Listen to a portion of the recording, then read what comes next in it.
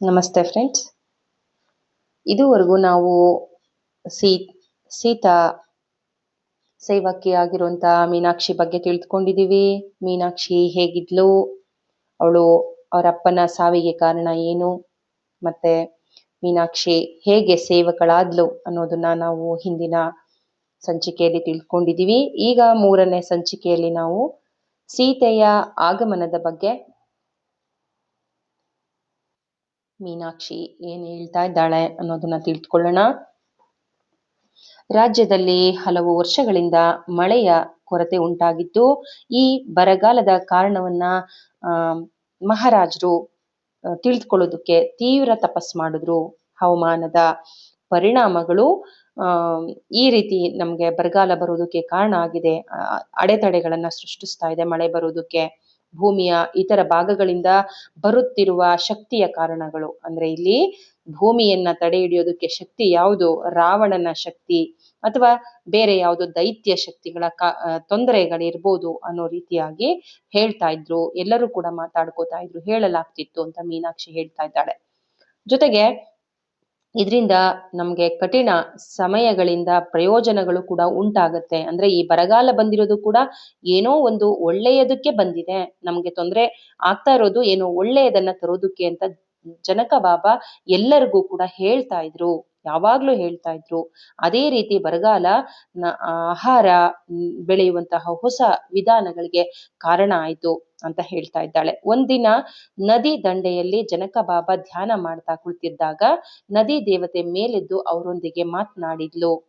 ಬೆಳೆಯನ್ನ ನೀನು ಪೋಷಿಸೋದಕ್ಕೆ ನನ್ನ ನೀರನ್ನ ಉಪಯೋಗ ಮಾಡು ಅಂತ ಹೇಳಿದ್ಲು.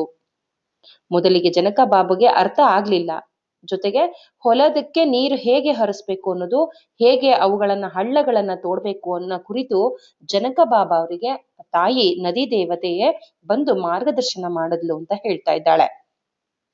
ಸ್ವಲ್ಪ ಸಮಯದವರೆಗೆ ನದಿ ನೀರು ಖಾಲಿ ಆಗೋವರೆಗೂ ಕೂಡ ಅದನ್ನ ನಾವು ಉಪಯೋಗಿಸ್ಕೊಂಡ್ವಿ. ಆದ್ರೆ ಸ್ವಲ್ಪ ವರ್ಷಗಳ ನಂತರ ಅಲ್ಪ ಮಳೆಯಿಂದಾಗಿ, ಅಂದ್ರೆ ಮಳೆ ಬರ್ದೇ ಇರೋ ಬರಗಾಲ ಬಂದಿದ್ದ ಕಾರಣದಿಂದಾಗಿ ಅವಳ ಹರಿವು ಕೂಡ, ಆ ನೀರಿನ ಹರಿವು ಕೂಡ ದುರ್ಬಲ ಆಯ್ತು. ಜನರಿಗೆ ಆಹಾರ ಇರ್ಲಿಲ್ಲ. ಆಹಾರದ ಕೊರತೆ ಉಂಟಾಗದಂತಹ ವರ್ಷದಲ್ಲಿ ಮಹಾರಾಜರು ಅವರೊಂದಿಗೆ ಸೇರ್ಕೊಂಡು ಹೆಚ್ಚು ಹೆಚ್ಚು ಉಪವಾಸ ಮಾಡಿದ್ರು. ನೋಡಿ, ಜನತೆ ಉಪವಾಸದಲ್ಲಿದಾರ ಅಂತ ಅನ್ಬಿಟ್ಟು ಇವರು ಕೂಡ ಹೆಚ್ಚು ಉಪವಾಸ ಮಾಡೋದ್ರಲ್ಲೇ ಕಳೆದ್ರು.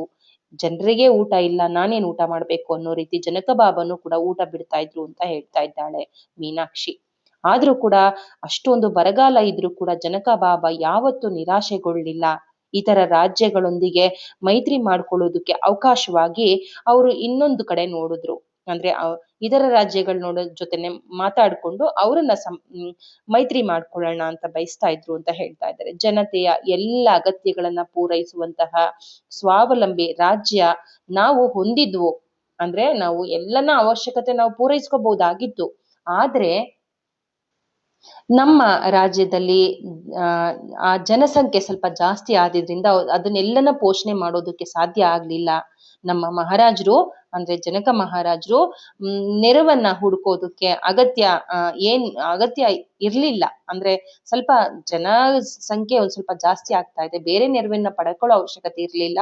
ಆದ್ರೆ ಜನಸಂಖ್ಯೆ ಏನ್ ಜಾಸ್ತಿ ಇತ್ತು ಅದಕ್ಕೆ ಏನಾದ್ರೂ ಒಂದು ಕಾರಣನ ಹುಡುಕ್ಬೇಕು, ಆ ತೊಂದರೆಯಿಂದ ಬಿಡುಗಡೆ ಮಾಡೋದಕ್ಕೆ, ತೊಂದರೆಯಿಂದ ಹೊರಗೆ ಬಂದು ಆ ಜನಸಂಖ್ಯೆಗೆ ಸರಿಯಾದ ಆಹಾರ ಕ್ರಮವನ್ನ ಹೊಂದಿಸ್ಕೊಡೋದಕ್ಕೆ ಏನಾದ್ರೂ ಒಂದು ಮಾಡ್ಬೇಕು ಅಂತ ವ್ಯಾಪಾರದ ಲಾಭದಲ್ಲಿ ಇರ್ಬೇಕು, ವ್ಯಾಪಾರವನ್ನ ಕಂಡಿಡ್ಕೋಬೇಕು ಅನ್ನೋದನ್ನ ಹೇಳಿದ್ರು.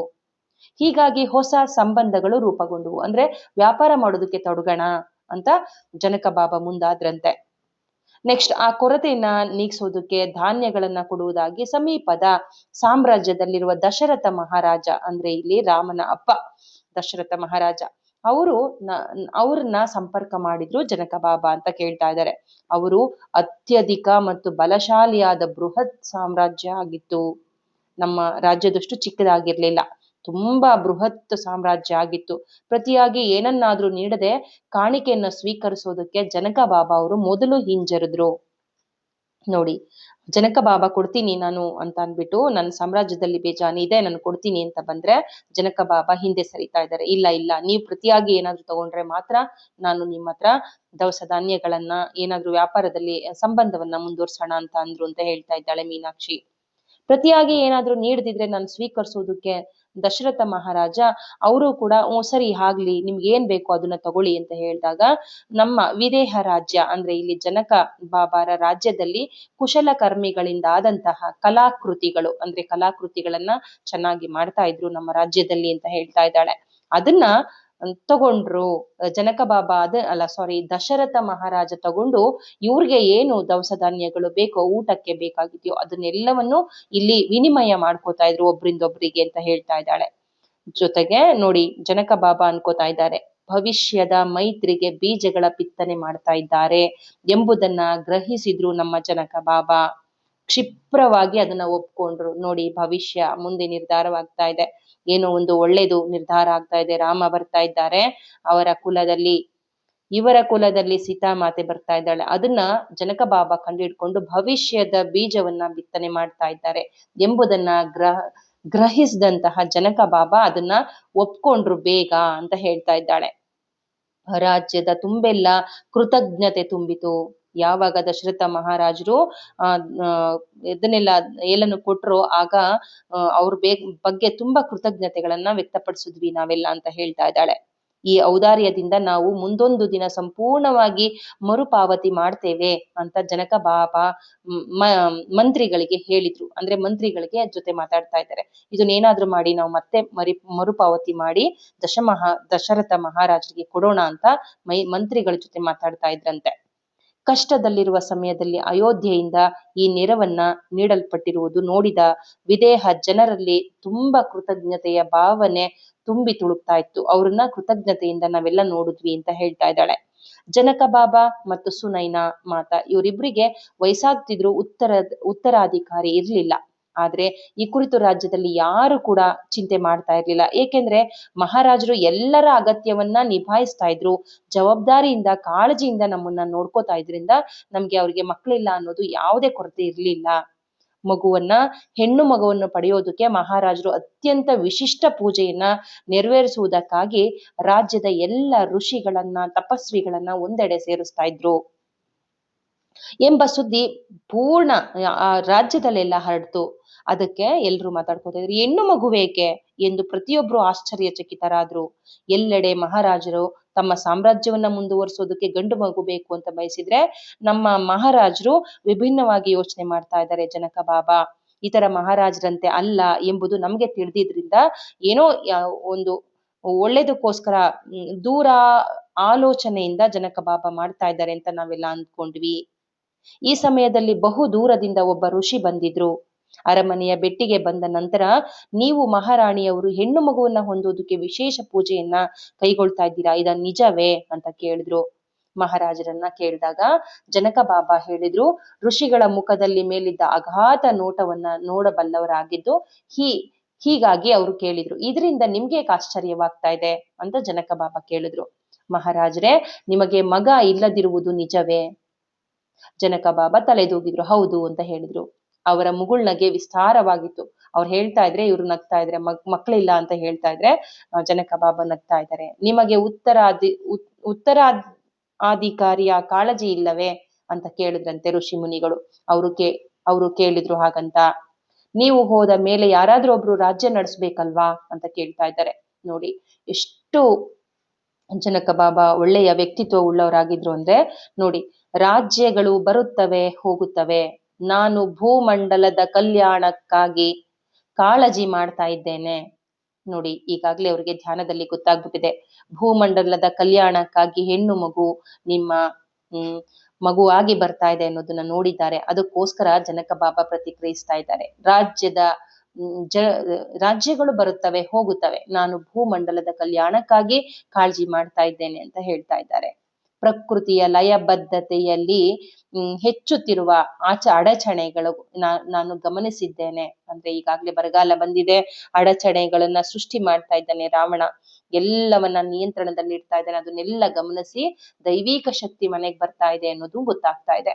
ನೈಸರ್ಗಿಕ ಜಗತ್ತಿಗೆ ಕೇವಲ ಸರ್ವೋಚ್ಚ ದಿವ್ಯ ಶಕ್ತಿ ದೇವತೆಯೊಬ್ಬಳಿಂದಲೇ ಸಮತೋಲನ ಮತ್ತು ಸಾಮರಸ್ಯವನ್ನ ಮರಳಿ ತರುವುದಕ್ಕೆ ಸಾಧ್ಯವಿದೆ ಎಂಬುದನ್ನ ನಾನು ನಂಬ್ತೇನೆ ಅಂತ ಋಷಿ ಮುನಿಗಳಿಗೆ ಹೇಳ್ತಾ ಇದ್ದಾರೆ. ನೋಡಿ, ದೇವತೆ ಆಗಿರುವಂತ ಸಾಮರಸ್ಯವನ್ನ ತರೋದಕ್ಕೆ ಅವಳೊಬ್ಬ ಸರ್ವೋಚ್ಚ ದಿವ್ಯ ಶಕ್ತಿ ದೇವತೆಯೊಬ್ಳಿಗೆ ಮಾತ್ರ ಸಾಧ್ಯ ಅಂತ ಹೇಳ್ತಾ ಇದ್ದಾರೆ. ಈ ಶಕ್ತಿಯನ್ನ ಮರಳಿ ಪಡೆಯದಿದ್ರೆ ಇನ್ನಷ್ಟು ಯಾತನೆಗಳು ಹೆಚ್ಚಾಗುತ್ತೆ ಎನ್ನುವ ಭಯ ನನಗಿದೆ ಅಂತ ಋಷಿ ಮುನಿಗಳಿಗೆ ಜನಕ ಬಾಬಾ ಹೇಳ್ತಾ ಇದ್ದಾರೆ. ಈಗ ಅವಳ ಉಪಸ್ಥಿತಿ ಅಗತ್ಯವಿದೆ. ಅವಳು ಪ್ರತಿಸ್ಪಂದಿಸಿ ಭೌತಿಕ ರೂಪದಲ್ಲಿ ಪ್ರತ್ಯಕ್ಷಳಾಗಿ ಭೂಮಿಯ ಮೇಲೆ ಸಮಸ್ತ ಜೀವರಾಶಿಗಳ ಮೇಲೆ ತನ್ನ ಪ್ರೀತಿಯ ಧಾರೆಯನ್ನ ಎರೆಯುತ್ತಾಳೆ ಎನ್ನುವ ಆಶಯದೊಂದಿಗೆ ನಾನು ಮತ್ತೆ ಅವಳನ್ನ ಪ್ರಾರ್ಥಿಸ್ತಾ ಇದ್ದೀನಿ. ಹಾಗಾಗಿ ಹೆಣ್ಣು ಮಗವನ್ನ ನಾನು ಕರಿತಾ ಇದ್ದೀನಿ ಅಂತ ಜೊತೆಗೆ ನಾನು ಧ್ಯಾನ ಪೂಜೆಗಳನ್ನ ಮುಂದುವರಿಸುವಂತೆ ಋಷಿಗೆ ಹೇಳ್ತಾ ಇದ್ದಾರೆ. ಕೆಲವು ತಿಂಗಳುಗಳ ನಂತರ ಒಂದು ದಿನ ಮುಂಜಾನೆಯ ಮೊದಲು ಅವ್ರಿಗೆ ಸುಳಿವು ಸಿಕ್ಕತ್ತೆ. ಇವತ್ತು ತಾಯಿ ಸೀತಾಮಾತೆ ಬರ್ತಾ ಇದ್ದಾಳೆ ಅನ್ನೋ ಸುಳಿವು ಸಿಕ್ಕಿದ ಮುನ್ನವೇ ಬೆಳಗಿನ ಜಾವ ಹೊರಗಡೆ ಹೊರಟು ಬರ್ತಾರೆ. ಅವರನ್ನ ನೋಡಲು ಸುನೈನಾ ಮಾತಾ ಬರ್ತಾರೆ. ಹೊರಗಡೆ ಜಾವ ಹೊರಟು ನಿಂತ ಇದ್ದಾಗ ಸುನೈನಾ ಮಾತನ್ನು ಬಂದು ಹೊರಗಡೆ ಬಂದು ನಿಂತ್ಕೋತಾರೆ. ರಾಜ್ಯ ಅತ್ಯಂತ ಒಣಗಿದ ಮತ್ತು ಪರಿಹಾರ ಅತಿ ಅಗತ್ಯವಿರುವ ಭೂಮಿಯ ಭಾಗ, ಅಂದ್ರೆ ಪೂರ ಒಣಗೋಗಿದೆ, ಬರಡು ಬಿದ್ದೋಗಿದೆ ಪೂರ. ಮತ್ತೆ ಪರಿಹಾರ ಮಾಡಕ್ಕೆ ಅಗತ್ಯ ಇರುವಂತ ಭೂಮಿ ಯಾವ್ದಿದೆ, ಆಗದೆ ಇರುವಂತ ಜಾಗ, ಆ ಜಾಗದಲ್ಲಿ ಧ್ಯಾನ ಮಾಡೋದಕ್ಕೆ ನಾನು ಪ್ರಯಾಣ ಮಾಡ್ತಾ ಇದ್ದೀನಿ ಅಂತ ಮಹಾರಾಣಿಗೆ ಹೇಳ್ತಾ ಇದ್ದಾರೆ. ಮಹಾರಾಣಿ ತಮ್ಮೊಂದಿಗೆ ಬರುವುದನ್ನ ಕಾಯ್ತಾ ಇದ್ರು. ಆದ್ರೆ ಮಹಾರಾಣಿ ತನ್ನ ಪಕ್ಕದಲ್ಲಿ ಬಂದು ಕುಳಿತುಕೊಳ್ಳಿಲ್ಲ, ರಥದಲ್ಲಿ ಬಂದು ಏರಿ ಕುಳಿತುಕೊಳ್ತಾ ಇಲ್ಲ. ಇದನ್ನ ಗಮನಿಸಿದ ಜನಕ ಬಾಬಾ, ಸುನೈನಾ, ನಿನ್ನ ಮಗಳನ್ನ ಸ್ವೀಕರಿಸಲು ನೀನ್ ಬರುವುದಿಲ್ಲವೇ? ನಿನ್ನ ಮಗಳು ಬರ್ತಾ ಇದ್ದಾಳೆ, ನೀನ್ ಬರೋದಿಲ್ವಾ ಅಂತ ಕೇಳ್ತಾ ಇದ್ದಾರೆ. ಮಹಾರಾಣಿ ಅವರನ್ನ ಆಶ್ಚರ್ಯದಿಂದ ನೋಡ್ತಾ, ಭೂಮಿಯ ಮೇಲೆ ಅವಳಿಗೆ ಮಗುಗಿಂತ ಹೆಚ್ಚಾಗಿ ಏನು ಬೇಕಾಗಿರ್ಲಿಲ್ಲ ಎನ್ನುವಂತೆ ತನ್ನ ಗಂಡನ ಆ ಸಂಯಮ ಏನಿದೆ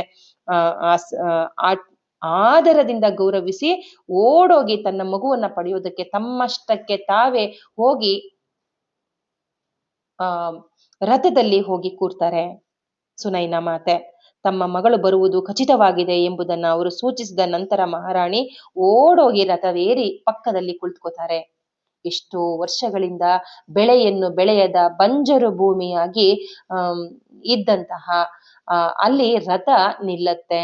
ಅಲ್ಲಿಂದ ಕೆಳಗಿಳಿದು ಮಹಾರಾಜರು ಆಳವಾದ ಧ್ಯಾನದಲ್ಲಿ ಮುಳುಗ್ತಾರೆ.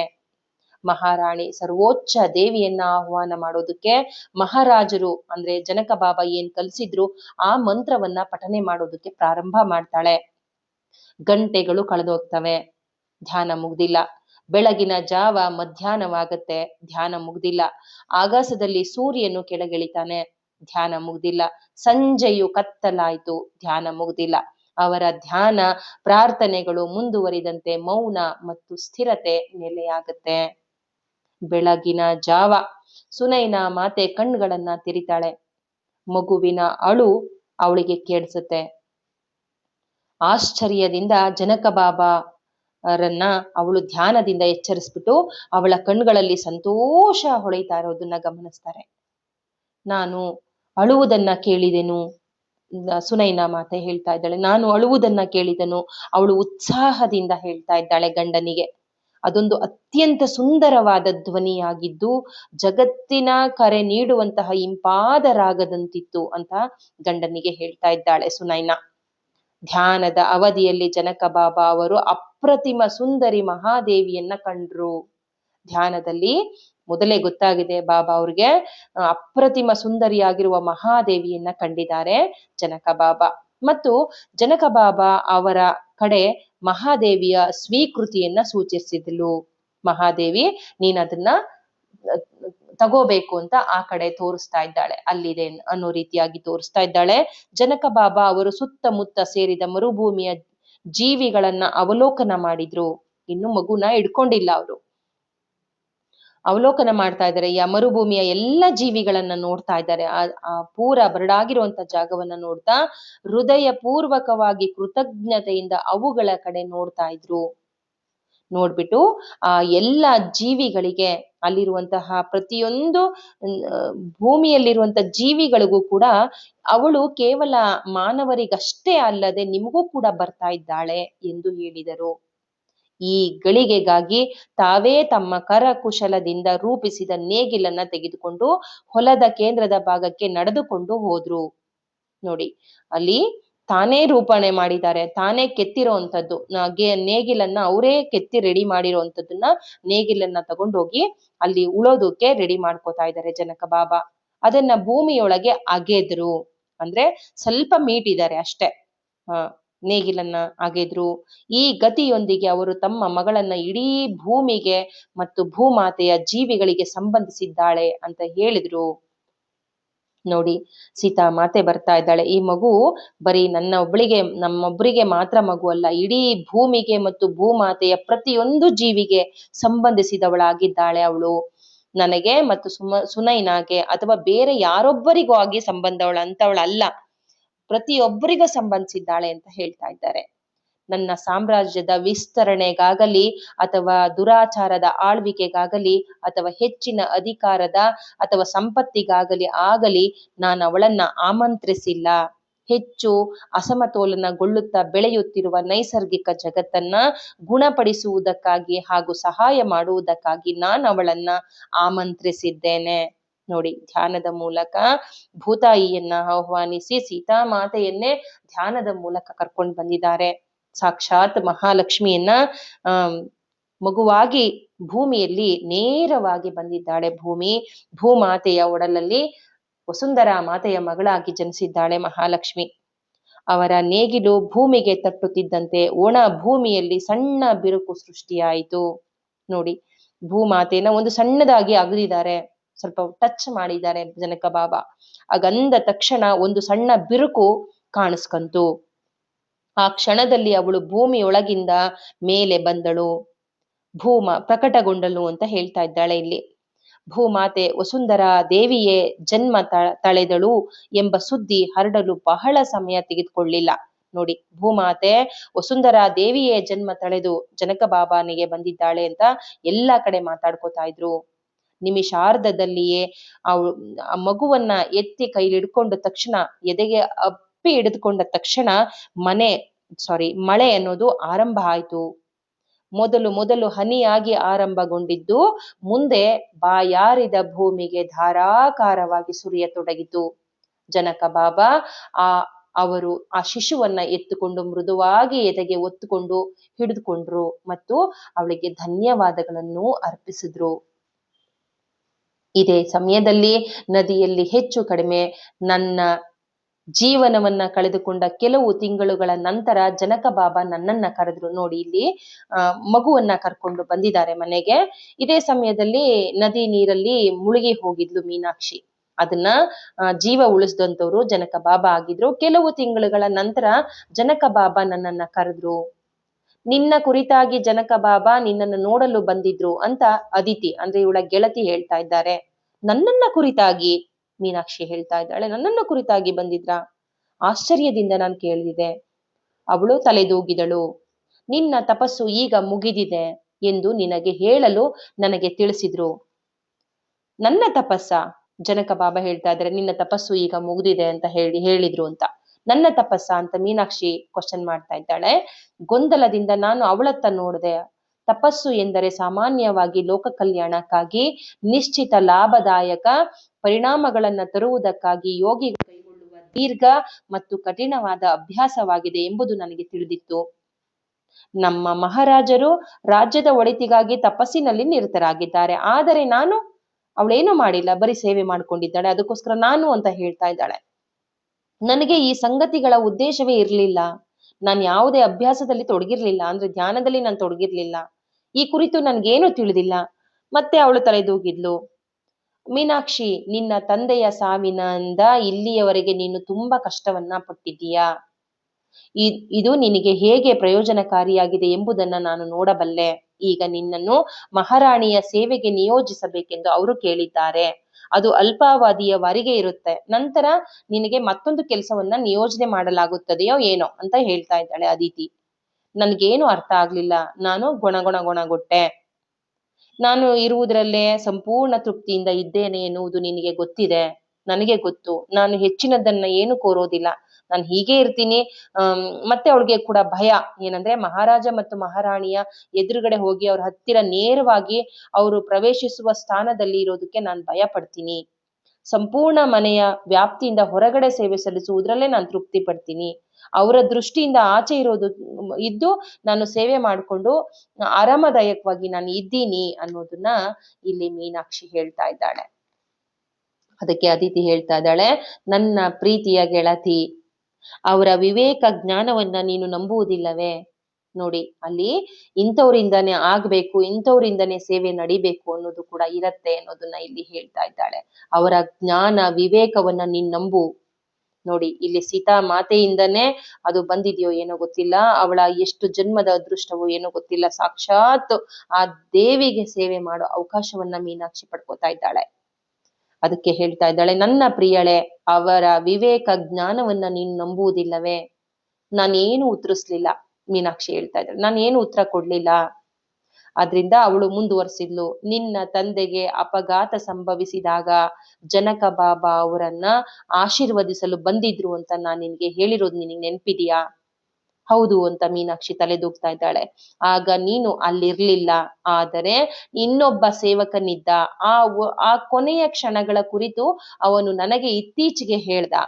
ನಿನ್ನ ತಂದೆ ಮರಣೋನ್ಮುಖರಾಗಿದ್ದಾಗ ಮಹಾರಾಜರು ಅವರ ಹಲವು ವರ್ಷಗಳ ಸೇವೆಯ ಕೃತಜ್ಞತೆಯನ್ನ ಥ್ಯಾಂಕ್ ಯು ಅಂತ ಹೇಳಿದ್ರು. ನೀನ್ ಸೇವೆ ಮಾಡಿದ್ದಕ್ಕೆ ಥ್ಯಾಂಕ್ ಯು ಅಂತ ಕೃತಜ್ಞತೆಯನ್ನ ವ್ಯಕ್ತಪಡಿಸಿದಾಗ, ಏನಾದ್ರೂ ಕೊನೆಯ ಆಶಯವಿದ್ರೆ ನೀನು ಕೇಳು, ಅದನ್ನ ನಾನು ಪೂರ್ಣಗೊಳಿಸ್ತೀನಿ ಅಂತ ಜನಕ ಬಾಬಾ ಹೇಳಿದಾಗ, ಅವರ ಕೊನೆಯ ಆಸೆಯನ್ನ ನಿಮ್ಮಪ್ಪ ಹೇಳಿದ್ರು ಅಂತ ನಾನು ಹೇಳ್ತಾ ಇದ್ದಾರೆ. ನನ್ನ ಕೊನೆಯ ಆಶಯವನ್ನ ನೀನು ತಿಳ್ಕೋಬೇಕೆಂದು ನಾನು ಬಯಸ್ತೇನೆ. ನಿನ್ ಕೊನೆಯ ಆಸೆ ಏನಿದೆ ಅದು ಏನ್ ನಾನು ತಿಳ್ಕೋಬೇಕು ಅಂತ ಹೇಳಿದಾಗ, ನಿನ್ನ ತಂದೆ ಅವರಲ್ಲಿ ಉಳಿದಿರುವ ಎಲ್ಲ ಜೀವವನ್ನ ಒಗ್ಗೂಡ್ಸ್ಕೊಂಡು, ಇನ್ನೇನು ಜೀವ ಹೋಗೋದ್ರಲ್ಲಿತ್ತು, ಆವಾಗ ಎಲ್ಲ ಜೀವವನ್ನ ಒಗ್ಗೂಡ್ಸಿ ಅವ್ರ ಮುಂದೆ ಕೈ ಜೋಡಿಸಿ ಜನಕ ಬಾಬಾ ಅವರಲ್ಲಿ ನಿನ್ನನ್ನ ಕಾಳಜಿ ವಹಿಸೋದಕ್ಕೆ ಮತ್ತು ನಿನಗೆ ಮುಂದೆ ಯಾವುದೇ ದುರಾದೃಷ್ಟ ಬರ್ದಂತೆ ನಿನ್ನನ್ನ ರಕ್ಷಣೆ ಮಾಡೋದಕ್ಕೆ ಅವರು ನಿನ್ನನ್ನ ಸೇವೆಗೆ ನಿಯೋಜಿಸ್ಕೋತಾ ಇದ್ದಾರೆ.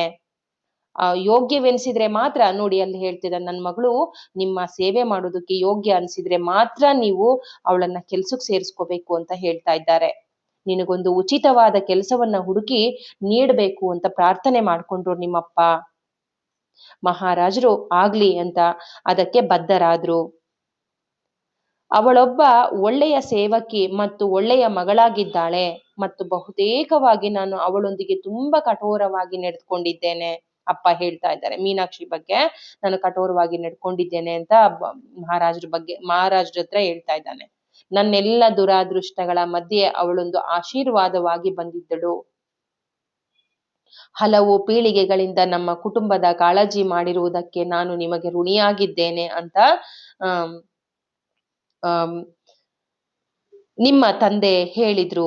ನಮ್ಮನ್ನ ಕಾಳಜಿ ಮಾಡಿದ್ದಕ್ಕೆ, ನಮ್ಗೆ ಆಶೀರ್ವಾದ ಕೊಟ್ಟಿದ್ದಕ್ಕೆ, ಬಾಬಾ ಅವರಿಗೆ ಕಾಳಜಿ ಮಾಡಿದ್ದಕ್ಕೆ ನಾನು ಧನ್ಯವಾದ ಹೇಳ್ತೀನಿ ಅಂದ್ಬಿಟ್ಟು ಪ್ರಾಣ ಬಿಟ್ರು ಅಂತ ಹೇಳ್ತಾ ಇದ್ದಾಳೆ. ಕೂಡಲೇ ನನಗೆ ಏಕೆ ಇದನ್ನು ಹೇಳಲಿಲ್ಲ ಅಂತ ನಾನು ಕೇಳ್ದೆ. ನನ್ನ ಕಣ್ಣೀರು ಸುರಿದು ಹೋದ್ವು. ಒಂದು ವೇಳೆ ನನಗೆ ಗೊತ್ತಾಗಿದ್ರೆ ಇದಕ್ಕಿಂತ ಭಿನ್ನವಾಗಿ ನೀನೇನ್ ಮಾಡ್ಬೋದಿತ್ತು ಅದಿತಿ ಕೇಳಿದ್ಲು. ನನಗೆ ಗೊತ್ತಿಲ್ಲ, ನಾನು ಗೊಣಗಿದೆ. ನೋಡಿ, ತಂದೆ ನನ್ನ ಬಗ್ಗೆ ನನ್ನನ್ನ ಕಾಳಜಿ ಮಾಡಿ ಅಂತ ಜನಕ ಬಾಬಂಗೆ ಹೇಳಿ ಹೋಗಿದ್ದಾರೆ. ಕೊನೆಯ ಸಮಯದಲ್ಲೂ ನಾನಾದ್ರೆ ನಮ್ಮ ಅಪ್ಪಂಗೆ ನೋವು ಕೊಟ್ಟೆ ಅಂತ ಈಗ ಇಲ್ಲಿ ಬೇಜಾರ್ ಮಾಡ್ಕೊಂಡು ಅಳ್ತಾ ಇದ್ದಾಳೆ ಮೀನಾಕ್ಷಿ ಗತಿಸಿ ಹೋಗಿರುವುದನ್ನ ಮರೆತು ಬಿಡು ಅಂತ ಗೆಳತಿ ಹೇಳ್ತಾ ಇದ್ದಾಳೆ. ನಿನ್ನ ಭವಿಷ್ಯದ ಕುರಿತು ಯೋಚಿಸು. ಜನಕ ಬಾಬಾ ಅವರು ನಿನ್ನನ್ನ ಕರೆದಿದ್ದಾರೆ. ನೀನು ಅವರನ್ನ ನಿರಾಕರಿಸುವುದು ಸಾಧ್ಯವಿಲ್ಲ. ಇದೇ ಕಾರಣದಿಂದ ಅವರು ನನಗೆ ಆ ದಿನ ನದಿಯಲ್ಲಿ ಬದುಕಿಸುಳಿಸಿದ್ರು ಅನ್ನೋದನ್ನ ನಾನು ಯೋಚನೆ ಮಾಡಿದೆ. ಬಹಳ ವರ್ಷಗಳ ಹಿಂದೆ ಅವರು ನನ್ನ ತಂದೆಗೆ ಬದ್ಧರಾಗಿರುವ ಮಾತನ್ನು ಅವರು ನೆನ್ಪಿಟ್ಟುಕೊಂಡಿರ್ಬೋದು ಎಂದು ಆಳವಾದ ಯೋಚನೆಯಲ್ಲಿ ಮುಳುಗೋದೆ. ಆದರೆ ನಮ್ಮ ಜನಕ ಬಾಬಾ ಅವರ ಸ್ವಭಾವವಾಗಿತ್ತು ಅದು. ಅವರು ಶಬ್ದವು ಉಕ್ಕಿನ ಕವಚವಾಗಿತ್ತು. ಅವರು ನಮ್ಮ ಬದ್ಧತೆಯಿಂದ ಎಂದೂ ಹಿಂದೆ ಸರಿತಾ ಇರಲಿಲ್ಲ. ಅವರ ತಾಳ್ಮೆಯೂ ಕೂಡ ಅಪಾರವಾಗಿತ್ತು. ಅವರ ತಪಸ್ಸು ಮತ್ತು ಪ್ರತಿಯೊಂದು ಕ್ರಿಯೆಗೂ ಸರಿಯಾದ ಸಮಯವನ್ನ ಅರ್ಥ ಮಾಡಿಕೊಳ್ಳಲು ಅವರಿಗೆ ಕಲಿಸಿತ್ತು ನೋಡಿ. ಅವರ ಧ್ಯಾನ ಶಕ್ತಿ ಅನ್ನೋದು, ತಪಶಕ್ತಿ ಅನ್ನೋದು ಎಲ್ಲದನ್ನು ಸರಿಯಾಗಿ ಯಾವ ಸಮಯದಲ್ಲಿ ಏನೇನಾಗುತ್ತೆ ಅನ್ನೋದನ್ನ ತಿಳ್ಕೊಳ್ಳುವಂತ ಅಪಾರವಾದ ಸಂಯಮವನ್ನ, ಸಮಯ ಅರ್ಥ ಮಾಡಿಕೊಳ್ಳುವಂತ ಶಕ್ತಿಯನ್ನ ಕೊಟ್ಟಿತ್ತು ಅವ್ರಿಗೆ ಅಂತ ಇವಳು ಇಲ್ಲಿ ಪ್ರಶಂಸಿಸ್ತಾ ಇದ್ದಾಳೆ ಜನಕ ಬಾಬಾ ಅವರನ್ನ. ಮತ್ತು ಅದಿತಿ ಅವಳ ಮಾತನ್ನ ಮುಂದುವರಿಸ್ತಾ ಇದ್ದಾಳೆ. ಜನಕ ಬಾಬಾ ಅವರಿಗೆ ಸರಿಯಾದ ಸಮಯ ಅನಿಸಿದಾಗ ಅವರು ಹಸ್ತಕ್ಷೇಪ ಮಾಡಬಹುದು. ಅಂದ್ರೆ ನೀನು ಇಲ್ಲಿ ಎಷ್ಟು ದಿನ ಇರ್ಬೇಕು ಅಂತ ಹಸ್ತಕ್ಷೇಪ ಮಾಡಬಹುದು ಅಂತ ಹೇಳ್ತಾ ಇದ್ದಾಳೆ. ಅವರು ನಿನ್ನನ್ನ ಸರಿಯಾದ ಕ್ಷಣದಲ್ಲಿ ಕರೆಯಬಹುದು ಎಂಬುದರಲ್ಲಿ ನನಗೆ ಯಾವುದೇ ಸಂಶಯ ಇರಲಿಲ್ಲ. ಆದ್ರೆ ಸರಿಯಾದ ಸಮಯದಲ್ಲಿ ನಿನ್ನ ಸೇವೆಗೆ ಬಳಸ್ಕೋತಾರೆ ಅನ್ನೋದು ನನಗೆ ಗೊತ್ತಿತ್ತು ಅಂತ ಅದಿತಿ ಹೇಳ್ತಾ ಇದ್ದಾಳೆ ಮೀನಾಕ್ಷಿಗೆ. ಮೀನಾಕ್ಷಿ, ಆ ಸಮಯ ಈಗ ಬಂದಿದೆ.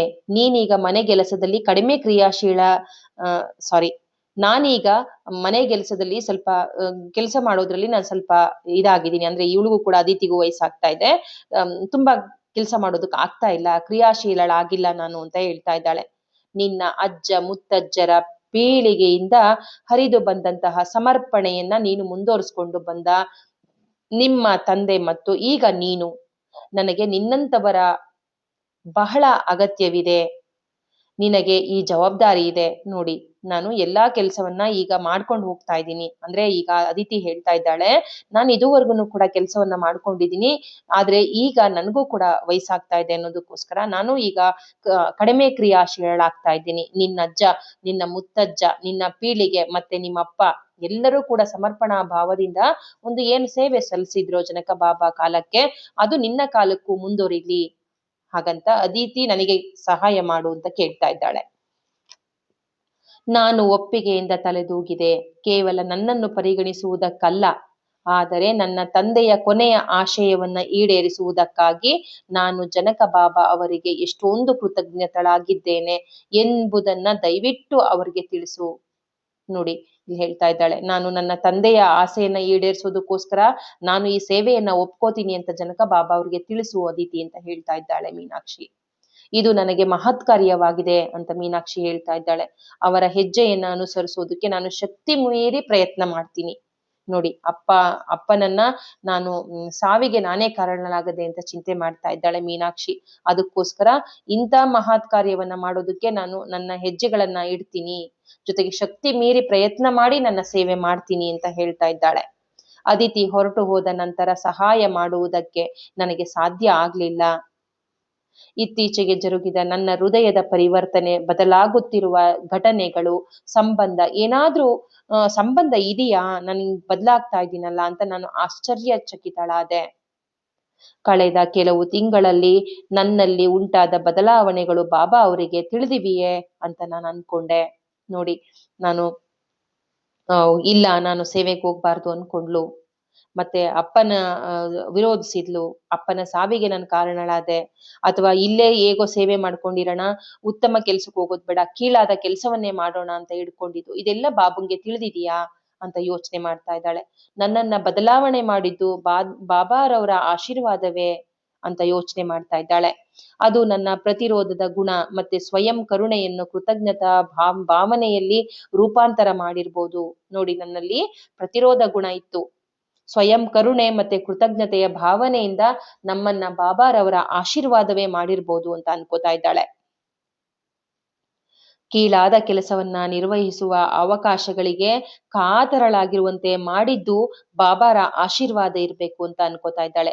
ಕೊನೆಗೆ ನನ್ನ ತಂದೆಯ ಜೀವನದ ಘಟನೆಯನ್ನು ಮತ್ತು ಬಾಲ್ಯದ ಕಾಲದಿಂದಲೂ ಅವರು ನನಗೆ ಪ್ರಯತ್ನಿಸಿದ ಸತ್ಯವನ್ನ ಕಾಣೋದಕ್ಕೆ ನಾನು ಸಮರ್ಥಳನ್ನಾಗಿಸಿಕೊಂಡಿದ್ದೇನೆ ಅಂತ ಅನ್ಕೋತಾ ಇದ್ದಾಳೆ. ನಮ್ಮ ರಾಜ್ಯದಲ್ಲಿ ಘನತೆಯು ತುಂಬಾ ಮೌಲ್ಯವುಳ್ಳದ್ದಾಗಿತ್ತು. ಅಂದ್ರೆ ಜನಕ ಬಾಬನ ರಾಜ್ಯದಲ್ಲಿ ಹೇಳ್ತಾ ಇದ್ದಾಳೆ, ತುಂಬಾ ರಾಜ್ಯದಲ್ಲಿ ಘನತೆ ಅನ್ನೋದು ಮೌಲ್ಯವುಳ್ಳದ್ದಾಗಿತ್ತು, ಗುಣವನ್ನ ಹೊಂದಿತ್ತು ಅಂತ ಹೇಳ್ತಾ ಇದ್ದಾಳೆ. ನಮ್ಮ ವಿದೇಹ ರಾಜ್ಯದಲ್ಲಿ ಜನಜೀವನ ತುಂಬಾ ಸರಳ ಆಗಿತ್ತು.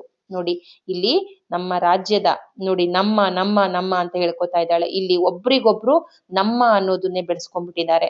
ಇಲ್ಲಿ ಬರೀ ನನ್ನ ರಾಜ್ಯ ಅನ್ನೋದಿಲ್ಲ, ನಮ್ಮ ಅನ್ನೋದು ಬಂದ್ಬಿಟ್ಟಿದೆ. ಎಲ್ಲರೂ ಒಂದೇ ಅನ್ನೋ ತರ ಜನಕ ಬಾಬಾ ಎಲ್ಲರನ್ನ ಪ್ರೀತಿಯಿಂದ ನೋಡ್ಕೊಳ್ತಾ ಎಲ್ಲರೂ ನಮ್ಮ ಅನ್ನೋ ಇಚ್ಛೆಗೆ ಇಂದ ಮಾತಾಡ್ತಾ ಇದ್ದಾರೆ. ನಮ್ಮ ರಾಜ್ಯದಲ್ಲಿ ಜನಜೀವನ ತುಂಬಾ ಸರಳ ಆಗಿತ್ತು. ನಮ್ಮ ಅಗತ್ಯಕ್ಕಿಂತ ಮತ್ತು ಬೇಡಿಕೆಗಳು ಕೆಲವೇ ಇದ್ವು. ಅಂದ್ರೆ ನಮ್ಮ ರಾಜ್ಯದ ಎಲ್ಲ ಜನತೆಗಳಿಗೂ ನೈಸರ್ಗಿಕ ಜಗತ್ತು ಏನಿದೆ ಅದ್ರ ಮೇಲೆ ತುಂಬಾ ಗೌರವ ಇತ್ತು. ಅದರಿಂದಾಗಿ ಸರಳತೆಯ ಮತ್ತು ಘನತೆಯ ರೂಪದಲ್ಲಿ ಎಲ್ಲವನ್ನ ಕಾಣ್ತಿದ್ದವು. ಇತರರಿಗೆ ಏನು ಸಿಗದಂತೆ ಅತಿಯಾಗಿ ನಾವು ಎಲ್ಲನೂ ಕೂಡಿಟ್ಕೋತಾ ಇರ್ಲಿಲ್ಲ, ಮತ್ತೆ ಸ್ವೀಕರಿಸ್ತಾ ಇರ್ಲಿಲ್ಲ ಅಂತ ಹೇಳ್ತಾ ಇದ್ದಾಳೆ. ಮತ್ತೆ ಅದನ್ನ ಯಾರು ಕೂಡ, ನಾವೆಲ್ಲರೂ ಕೂಡ ಸಹಿಸ್ತಾ ಇರ್ಲಿಲ್ಲ. ಪೋಷಕರನ್ನ ಕಳೆದುಕೊಂಡಂತ ಪ್ರತಿಯೊಂದು ಮಗುವನ್ನು ಕೂಡ ನಾವು ಕಾಳಜಿ ಮಾಡ್ತಾ ಇದ್ವು, ಕಾಳಜಿಯಿಂದ ವಹಿಸ್ತಾ ಇತ್ತು ರಾಜ್ಯ ಅಂತ ಹೇಳ್ತಾ ಇದ್ದಾಳೆ. ಪ್ರತಿಯೊಬ್ಬ ಹಿರಿಯರನ್ನ ನಾವು ಗೌರವ ಪೂರ್ವಕವಾಗಿ ಕಾಣ್ತಾ ಇದ್ವು. ಜನರ ಮಧ್ಯೆ ವಿಶ್ವಾಸವು ಸ್ವಲ್ಪ ಕಡಿತವಾಯಿತು. ಅಂದ್ರೆ ಸ್ವಲ್ಪ ಸ್ವಲ್ಪ ಜನರ ಮಧ್ಯೆ ವಿಶ್ವಾಸ ಅನ್ನೋದು ಕಡಿಮೆ ಆಯ್ತಾ ಹೋಯ್ತು. ಪ್ರತಿಯೊಬ್ಬರಿಗೂ ಒಂದೊಂದೇ ರೀತಿಯ ಮರ್ಯಾದೆ ನೋಡಿ. ವಿಶ್ವಾಸ ಅಂದ್ರೆ ನಾನೊಬ್ಳೆ, ನಾನೇ ಸರಿ, ಆ ತರದ್ದಿಲ್ಲ. ಇಲ್ಲೆಲ್ಲರೂ ಕೂಡ ಒಂದೇ ಅನ್ನೋ ಪ್ರೀತಿಯನ್ನ ಎಲ್ಲರಲ್ಲೂ ತುಂಬಿಕೊಂಡಿದ್ದಾರೆ ರಾಜ್ಯದವರು ಅಂತ ಹೇಳ್ತಾ ಇದ್ದಾಳೆ. ಪ್ರತಿಯೊಬ್ಬರಿಗೂ ಕೂಡ ಒಂದೇ ರೀತಿಯಾಗಿ ಮರ್ಯಾದೆ ನೋಡಿ. ಅವ್ರು ಕಸ ಗುಡ್ಸೋರಿಂದ ಹಿಡಿದು ಮೇಲ್ ಯಾವ ದರ್ಜೆಯಲ್ಲಿದ್ರು ಕೂಡ ಒಂದೇ ರೀತಿ ಮರ್ಯಾದೆಯನ್ನ ಅಲ್ಲಿ ಇರುವಂತ ಜನರಿಗೆ ಕೊಡ್ತಾ ಇದ್ರು ಜನರು ಅಂತ ಹೇಳ್ತಾ ಇದ್ದಾರೆ. ಗೌರವ, ಕಾಳಜಿಯನ್ನ ನೀಡ್ತಾ ಇದ್ರು. ಸಮಾಜವು ಸಾಮರಸ್ಯದಿಂದ ಇರ್ಬೇಕಂದ್ರೆ ಯಾರನ್ನು ಹೊರತುಪಡಿಸದೆ ಪ್ರತಿಯೊಬ್ಬರನ್ನು ಕೂಡ ಕಾಳಜಿ ವಹಿಸ್ಬೇಕು ಎಂಬುದನ್ನ ಜನಕ ಬಾಬಾ ಅರ್ಥ ಮಾಡ್ಕೊಂಡು ಅದನ್ನ ಪಾಲನೆ ಮಾಡ್ಕೊಂಡು ಬರ್ತಾ ಇದ್ರು. ನಮ್ಮ ಮೇಲೆ ದುರಾದೃಷ್ಟ ಎರಗಿದಾಗ ನಮ್ಮ ಕುಟುಂಬವನ್ನ ಏಕೆ ಕಾಳಜಿ ವಹಿಸ್ಬೇಕಾಗಿತ್ತು ಎಂಬುದನ್ನ ನಾನು ಆಗ ಊಹಿಸಿದೆ. ನಮ್ಮ ಸಮಾಜದಲ್ಲಿ ನಿಸರ್ಗದ ಲಯಬದ್ಧತೆಯನ್ನ ಅರ್ಥ ಮಾಡಿಕೊಂಡು ನೈಸರ್ಗಿಕ ಚಕ್ರದ ಅನುಸಾರವಾಗಿ ಜೀವಿಸಿದ್ದವರು ಜನಕ ಬಾಬಾ ಮತ್ತೆ ನಮ್ಮ ರಾಜ್ಯ ಅಂತ ಹೇಳ್ತಾ ಇದ್ದಾಳೆ. ನಮಗೆ ಅದರ ಕಾನೂನುಗಳು ಪವಿತ್ರವಾಗಿದ್ದವು. ಅಂದ್ರೆ ಜನಕ ಬಾಬಾ ಹೇಳಿದಂತ ಕಾನೂನುಗಳೇನಿದೋ ಅವು ಪವಿತ್ರ ಅನ್ನಿಸ್ತಾ ಇದ್ವು. ಅವು ನಮ್ಮ ಸಮೃದ್ಧಿಯ ಬೀಗದ ಕೈಯಾಗಿದ್ವು. ನಮ್ಮ ಸಮೃದ್ಧಿಯ ನಿಸರ್ಗದ ಹೇರಳ ಸಂಪನ್ಮೂಲಗಳ ಮೇಲೆ ಮಾತ್ರ ನಾವು ಅವಲಂಬಿತ ಆಗಿದ್ವಿ. ನಮ್ಮ ಜೀವನದ ಎಲ್ಲ ಪಾರ್ಶ್ವಗಳಲ್ಲಿಯೂ ಮಾರ್ಗದರ್ಶನ ಮಾಡ್ತಾ ಇದ್ದಂತಹ ನಮ್ಮ ಮಹಾರಾಜರಿಂದ ಹರಿದು ಬರ್ತಾ ಇರುವ ಜ್ಞಾನದ ಮೇಲೆ ಕೂಡ ಅವಲಂಬಿತವಾಗಿತ್ತು. ಪ್ರಕೃತಿಯ ನಿಯಮಗಳನ್ನ ನಾವು ಎತ್ತಿ ಹಿಡಿದಷ್ಟು ನಮ್ಮ ಅಗತ್ಯಗಳನ್ನ ಒಂದಿಲ್ಲೊಂದು ರೀತಿಯಲ್ಲಿ ನಾವು ಪೂರೈಸ್ಕೋತೀವಿ.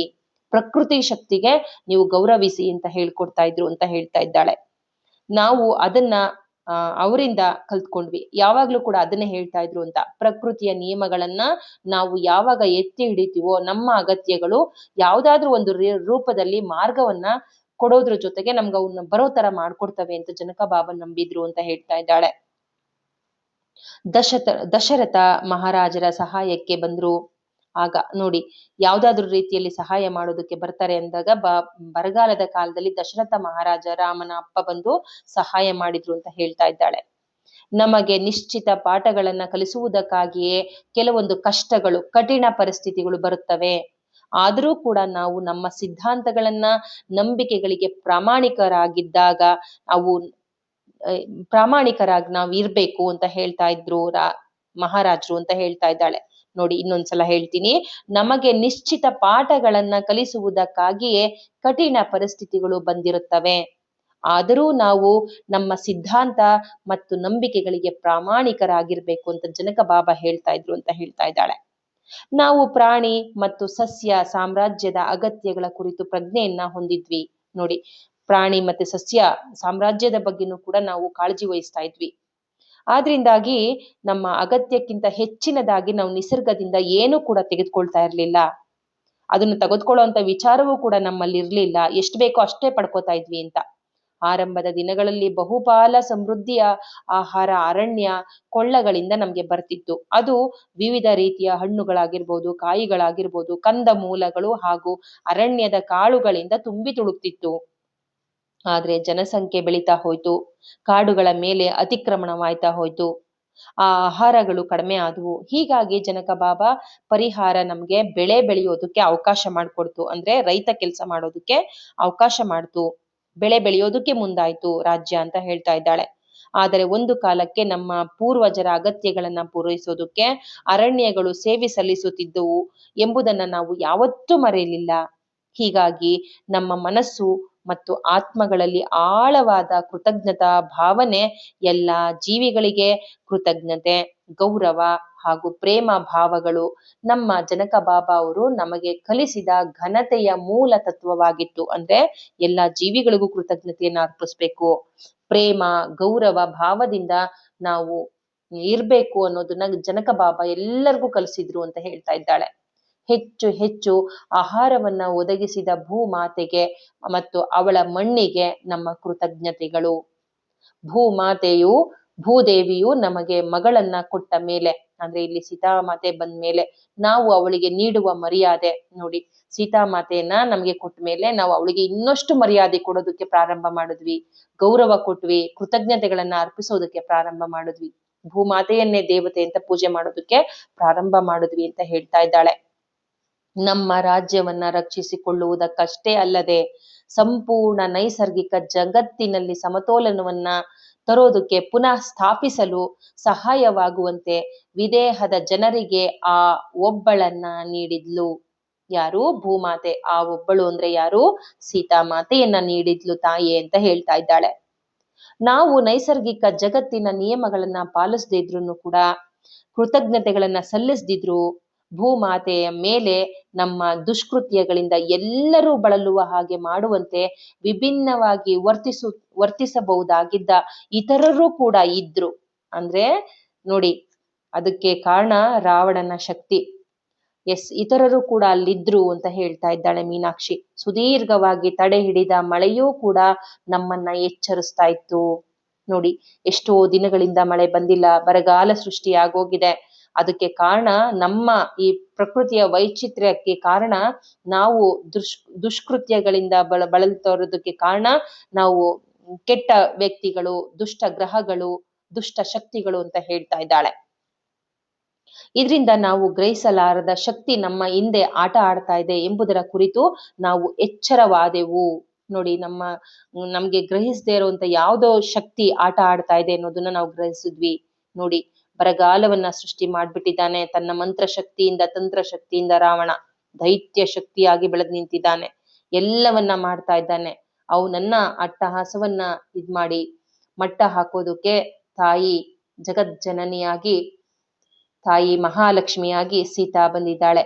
ಆದರೆ ನಮ್ಮ ಮಹಾರಾಜರು ಈ ಶಕ್ತಿಯನ್ನ ಹೇಗೆ ಎದುರಿಸಬೇಕೆಂದು ಬಲ್ಲವರಾಗಿದ್ರು. ನೋಡಿ, ಅಷ್ಟು ಬರಗಾಲ ಬಂದ್ರು ಕೂಡ ಇದನ್ನ ನಾನು ಹೇಗೆ ಎದುರಿಸ್ಬೇಕು ಅನ್ನೋದು ಬಲ್ಲವರಾಗಿ ದೀರ್ಘ ತಪಸ್ಸನ್ನ ಮಾಡುವ ಮೂಲಕ ತಾಯಿ ಮಹಾಲಕ್ಷ್ಮಿನೇ ಬರ್ತಾ ಇರೋದನ್ನ ಕಂಡುಕೊಂಡ್ರು. ಭೂಮಿಯಲ್ಲಿ ಸಿಕ್ಕಿದ್ಲು, ಅದೇ ಜಾಗದಲ್ಲಿ ಕುಳಿತು ತಪಸ್ಸನ್ನ ಮಾಡುವ ಮೂಲಕ ಆ ಮಾತೆಯನ್ನ ಕರ್ಕೊಂಡು ರಾಜ್ಯಕ್ಕೆ ಕರ್ಕೊಂತ ತಂದ್ರು ಅಂತ ಹೇಳ್ತಾ ಇದ್ದಾಳೆ. ಅವರ ಅತೀವ ತಾಳ್ಮೆ ಮತ್ತು ಸತತ ಪ್ರಯತ್ನಗಳು, ವರ್ಷಾನುಗಟ್ಟಲೆ ಮಾಡಿದಂತಹ ತಪಸ್ಸಿನ ಫಲವಾಗಿ ಮಳೆಯು ಬರುವುದನ್ನ ನಾವು ನೋಡ್ದ ನಮ್ಗೆ ಮಹಾರಾಜರ ಶಕ್ತಿ, ಸಾಮರ್ಥ್ಯ ಮತ್ತೆ ಭೌತಿಕ ಲೋಕದಲ್ಲಿ ಬಹುದೂರ ವಿಸ್ತರಿಸಿದೆ. ನೋಡಿ, ಭೌತಿಕ ಲೋಕ ಅಂದ್ರೆ ಬರೀ ಈ ಲೋಕಕ್ಕಲ್ಲ, ಬಹುದೂರದವರೆಗೆ ಅವರು ಸಾಧನೆ ಮಾಡಿದ್ದಾರೆ ಅನ್ನೋದನ್ನ ನಾವು ಮನವರಿಕೆ ಮಾಡ್ಕೊಂಡ್ವಿ ಅಂತ ಹೇಳ್ತಾ ಇದ್ದಾಳೆ. ಅವರು ತುಂಬಾ ಜ್ಞಾನವಂತರು ಅನ್ನೋದನ್ನ ಇಲ್ಲಿ ಹೇಳ್ತಾ ಇದ್ದಾಳೆ ಮೀನಾಕ್ಷಿ. ಅವರು ಮಗಳನ್ನ ಮನೆಗೆ ಕರೆ ತಂದಾಗ ಅವಳು ದೇವತೆಗಳ ಉಡುಗೊರೆಯಾಗಿದ್ದಾಳೆ, ನಿಜಕ್ಕೂ ಅವಳೇ ನಮ್ಮ ಮಹಾಶಕ್ತಿಯಾಗಿದ್ದಾಳೆ ಎಂದು ಜನಕ ಬಾಬಾ ಆ ಮಗುವನ್ನು ನೋಡುತ್ತಿದ್ದಂತೆಯೇ ನಾವೂ ಕೂಡ ನೋಡಿದ್ವಿ. ನೋಡಿ, ಜನಕ ಬಾಬಾ ಹೇಳ್ತಾ ಇದ್ದಾರೆ ಇಲ್ಲಿ, ಅವಳು ಮಹಾನ್ ಶಕ್ತಿ ಆಗಿದ್ದಾಳೆ, ದೇವತೆಗಳಿಂದ ಕೊಟ್ಟಂತ ಉಡುಗೊರೆ ಆಗಿದ್ದಾಳೆ ಅಂತ ಹೇಳ್ತಾ ಮಗುವನ್ನ ನೋಡ್ತಾ ಇದ್ರೆ ನಾವು ಕೂಡ ಅದೇ ರೀತಿ ಬೆರಗಾಗಿ ಅವಳನ್ನ ನೋಡ್ತಾ ಇದ್ವಿ ಅಂತ ಹೇಳ್ತಾ ಇದ್ದಾಳೆ. ಅವಳು ಭೂಮಾತೆಯ ಮಗಳಾಗಿದ್ದಾಳೆ, ಋಷಿಗಳು ಹೇಳಿದ ಮಹಾದೇವಿ ಆಗಿದ್ದಾಳೆ, ಅವಳು ಸ್ವಯಂ ಸೃಷ್ಟಿಗೊಂಡಿದ್ದಾಳೆ, ಅವಳು ಸ್ವ ಇಚ್ಛೆಯಿಂದ ಭೌತಿಕ ರೂಪವನ್ನ ಧರಿಸಿದ್ದಾಳೆ ಎಂದು ಮನೆಯ ತುಂಬೆಲ್ಲ ಪಿಸುಪಿಸು ಹರಡಿದ್ವು. ಈ ಮಾತುಗಳನ್ನು ಜನಕ ಬಾಬಾ ಎಂದೂ ನಿರಾಕರಿಸಲಿಲ್ಲ.